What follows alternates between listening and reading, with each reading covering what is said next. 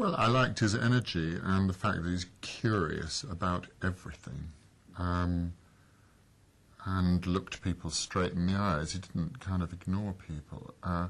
Curious about everything, but completely hopeless with the dishwasher, and couldn't even work out that there was an on-off switch. You know, he's in the kitchen surrounded by suds, and he hasn't actually turned the damn thing off. So that's endearing, and his curiosity is gives you a sense of his energy. But it wouldn't be enough were it not for the fact that he gets caught up in a human situation which is perhaps completely outside his experience and his education, where he's come from, or what he ever expected to encounter. And I liked the fact that he dealt with it sensitively. I think he does know what's going on at the end, but he hasn't got the vocabulary to discuss it, and in a way that's one of his strengths, I suppose, is that there's just a kind of silent caring for her, because I think, if my memory serves me correctly, he's stroking an injury on her leg, putting some cream on her leg and saying, "I don't want to know." But as far as I was concerned, the way he said, "I don't want to know," said he already knew. But I don't know where you'd begin. I think what's great about him is he didn't say, "Get out of my house," in any kind of Victorian manner. He was going to deal with it. That was pretty grown up. I came back from America straight into, well, I think they were 2/3 of the way through the shoot. I decided to turn that to my advantage. I didn't have any option, you know, and I just thought it was an interesting atmosphere to walk into, and I thought, well, that's a Sinclair kind of thing, this is interesting, and used that energy to my advantage, I think, and also Sinclair's sort of lack of knowledge about personal things.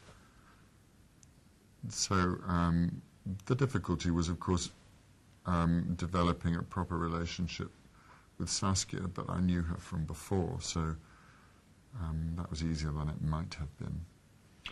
And then it just honestly became practical, like filming does, you know, and all of that nonsense, arty nonsense, goes out the window, and you find yourself, because it was the hottest summer, that, I mean, the film was blessed in that sense, because it was lifted into an atmosphere of its own every day that we needed it. There was this blazing sun, sometimes more than we needed it. You know, it was shooting a picnic and the cheese is melting into the cloth. We can't eat it because it's now glue.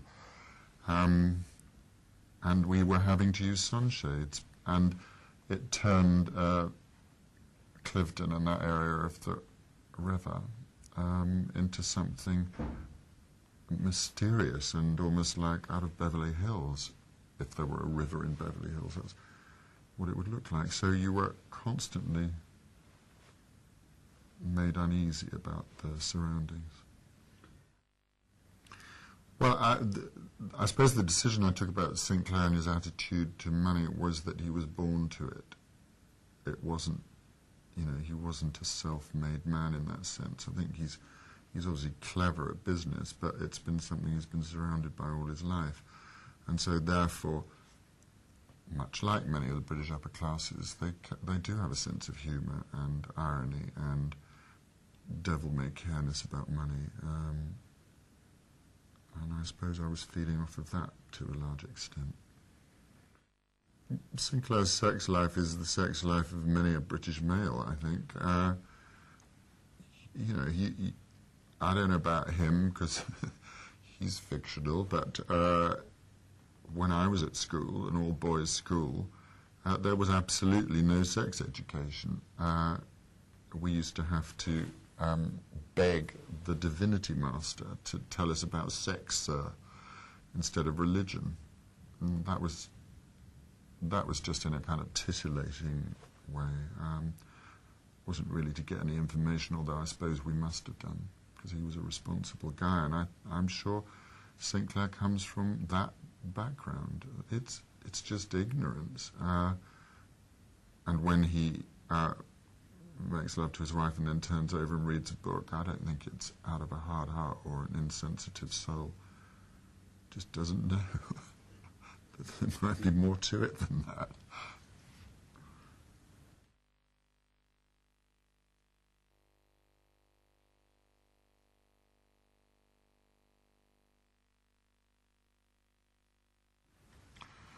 Well, it's interesting going from something like Closed my Eyes to Prince of Thieves, if that was the order it happened in, and I think it probably was, because they inherit something of Closed My Eyes, and that mentality or that approach to the work. I remember Mary Elizabeth Mastrantonio, who was moving between my scenes and Kevin Costner's scenes. She would when she was on our set, she would say, "I want to be in his film."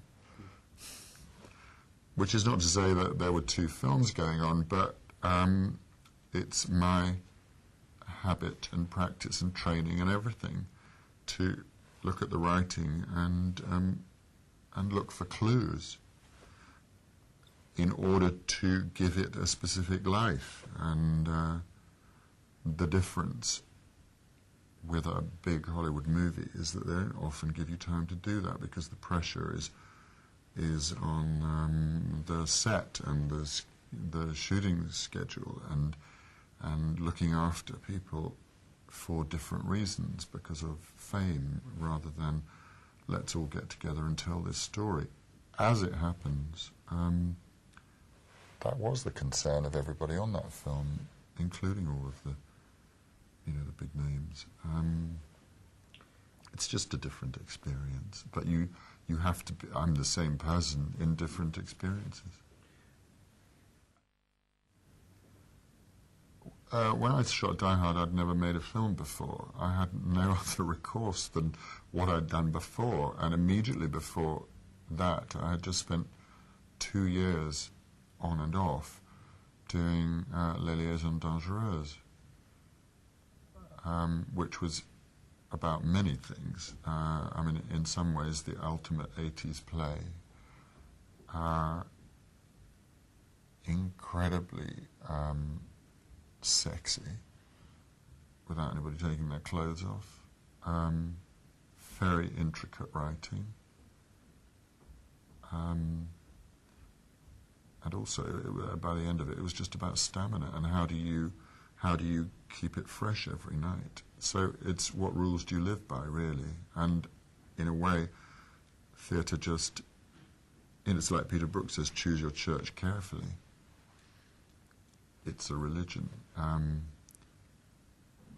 So I had nothing else to take to the set of Die Hard, except to say, who is this person? Where did he come from? What did he have for breakfast? And in actual fact, asking those questions affected the script, because I said, I went for a costume fitting, and there was a kind of rail of terrorist gear, and I put it on, but I said, I'm going to look ridiculous in this stuff, and I knew that all of the people in the film who were working for me were like 6 foot high and 6 foot wide, and that's fine for them.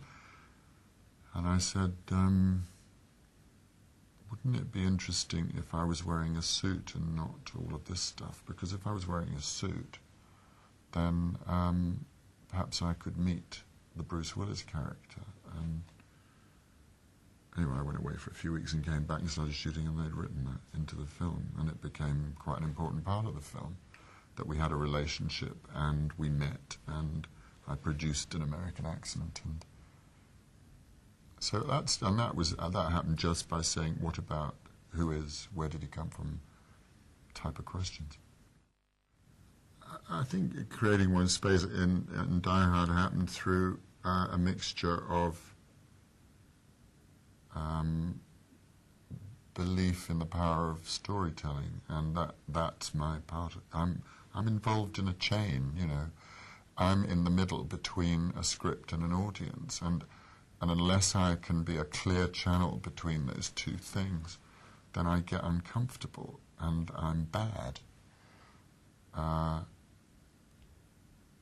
you end up doing that awful thing that bad directors say of you, just be yourself. Well, who cares, you know?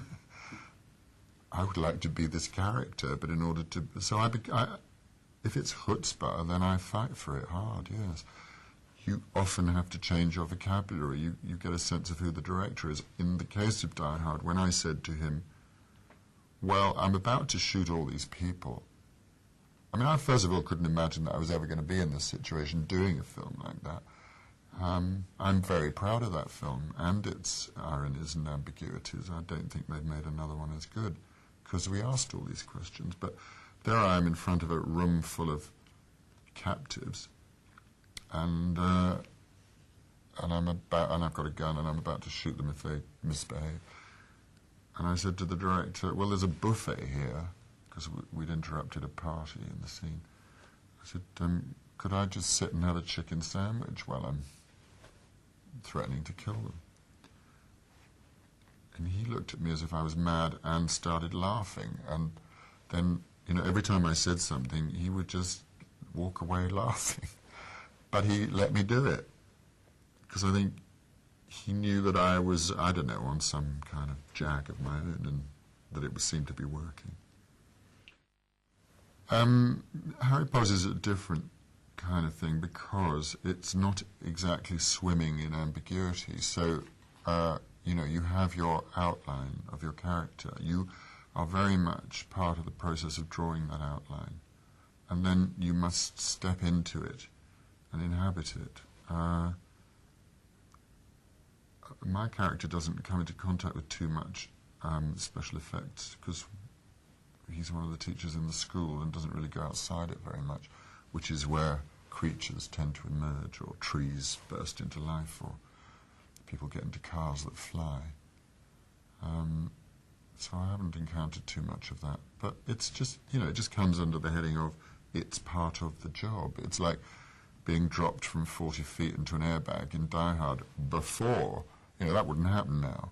Now it'd be done in a computer and they'd be able to make it look completely believable. But I was actually dropped 3 times at 3 o'clock in the morning, and it was the last shot, because if I died, it didn't matter, because they'd had it in the can.